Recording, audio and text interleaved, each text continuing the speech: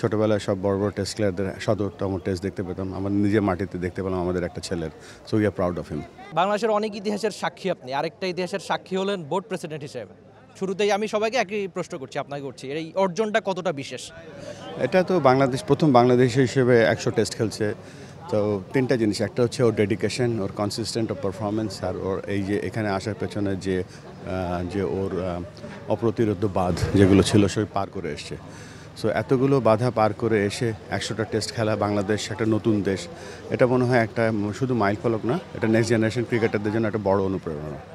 Cricket সাংবাদিক হিসেবে এই অর্জনটা আমাদের জন্য খুব আনন্দিত মনে হচ্ছে। আমি অনেক দেশের অনেক ক্রিকেটারের 100তম টেস্ট টিভি স্ক্রিনে দেখেছি, প্রথম কোনো বাংলাদেশি ক্রিকেটার দেখছি।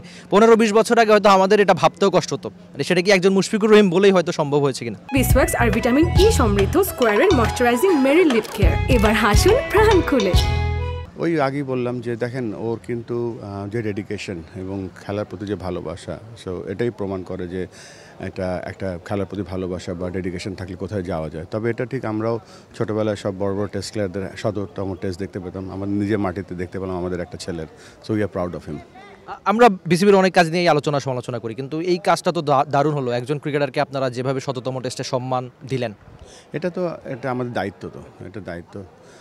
আমাদের মনে হয় উই শুড নট জাজ বাই দ্য মিস্টেক্স। তবে আমাদের ক্রিকেট অপারেশনস ডিপার্টমেন্ট খুব ভালো কাজ করেছে। থ্যাংক ইউ সো মাচ আপনাকে। বিসিবি প্রেসিডেন্ট ছিলেন টি স্পোর্টসের সঙ্গে, যেটা সবাই বলছে যে মুশফিকুর রহিম এতখানি পরিশ্রমী, নিজের কাজের প্রতি সিরিয়াস, সব মিলিয়ে এই চেষ্টা, পরিশ্রম, সাধনাই একজন মুশফিককে 100তম টেস্ট খেলোয়াড় বানিয়েছে। Rifat Emil, T Sports, Dhaka. For more updates, subscribe to our YouTube channel and click on the bell icon. Follow us on Facebook and Instagram. Download T-Sports app to enjoy exciting games and highlights. Visit tsports.com.